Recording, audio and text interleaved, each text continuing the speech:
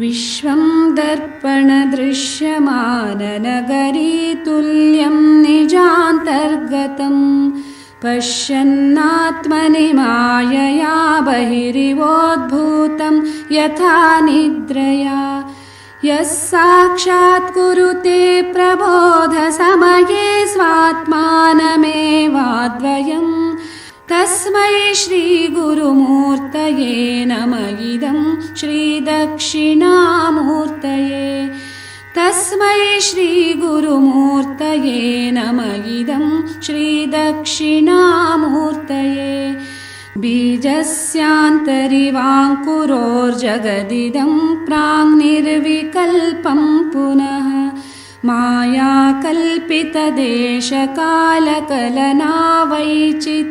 मायाकल्पितदेशकालकलनावैचित्र्यचित्रीकृतं मायावीव विजृम्भयत्यपि महायोगीव यः स्वेच्छया तस्मै श्रीगुरुमूर्तये नमः इदं श्रीदक्षिणामूर्तये तस्मै श्रीगुरुमूर्तये नमः इदं श्रीदक्षिणामूर्तये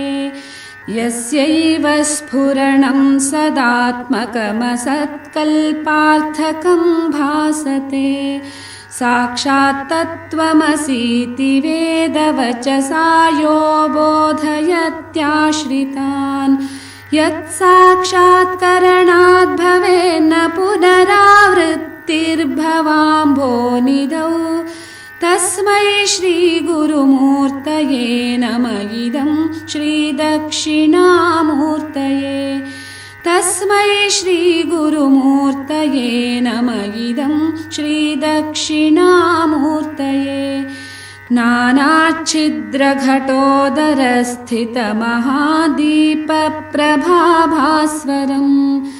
ज्ञानं यस्य तु चक्षुरादिकरणद्वारा बहिः स्पन्दते जानामीति तमेव भान्तमनुभात्येतत्समस्तं जगत् तस्मै श्रीगुरुमूर्तये नमः इदं श्रीदक्षिणामूर्तये तस्मै श्रीगुरुमूर्तये नमः इदं श्रीदक्षिणामूर्तये देहं प्राणमपीन्द्रियाण्यपि चलां बुद्धिं च शून्यं विदुः स्त्रीबालान्धजडोपमास्त्वहमिति भ्रान्ता भृशं वादिनः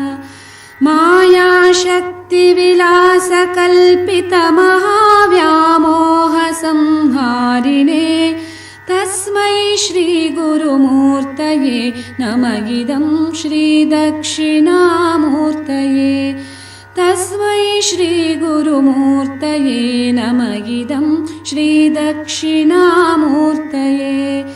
राहुग्रस्तदिवाकरेन्दुसदृशो मायासमाच्छादनात् सन्मात्रः करणोपसंहरणतो यो भूत्सुषुप्तः पुमान् प्रागस्वाप्समिति प्रबोधसमये यः प्रत्यभिज्ञायते तस्मै श्रीगुरुमूर्तये नमः इदं श्रीदक्षिणामूर्तये तस्मै श्रीगुरुमूर्तये नमः इदं श्रीदक्षिणामूर्तये बाल्यादिष्वपि जाग्रदादिषु तथा सर्वास्वस्थास्वपि व्यावृत्तास्वनुवर्तमानमहमित्यन्तः स्फुरं तं सदा स्वात्मानं प्रकटीकरोति भजतां यो मुद्रया भद्रया तस्मै श्रीगुरुमूर्तये नमः इदं श्रीदक्षिणामूर्तये तस्मै श्रीगुरुमूर्तये नमः इदं श्रीदक्षिणामूर्तये विश्वं पश्यति कार्यकारणतया स्वस्वामि सम्बन्धतः शिष्याचार्यतया तथैव पितृपुत्राद्यात्मना भेदतः स्वप्ने जाग्रति वा य एष पुरुषो माया परिभ्रामितः तस्मै श्रीगुरुमूर्तये नमः इदं श्रीदक्षिणामूर्तये तस्मै श्रीगुरुमूर्तये नमः इदं श्रीदक्षिणामूर्तये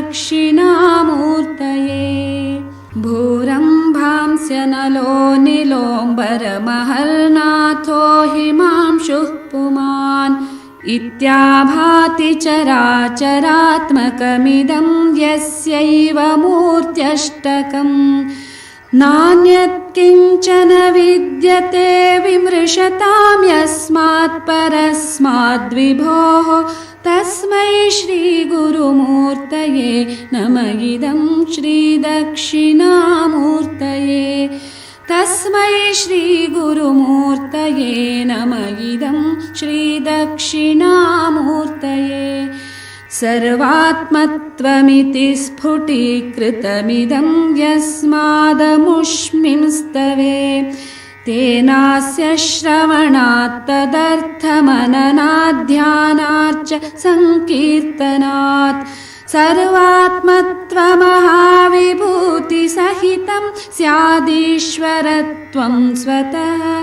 सिद्ध्येतत्पुनरष्टधा परिणतं चैश्वर्यमव्याहतम् सिद्ध्येतत्पुनरष्टधा परिणतं चैश्वर्यमव्याहतम् మరిన్ని వీడియోల కోసం మా ఛానల్కు సభ్యత్వాన్ని పొందండి. ధన్యవాదాలు.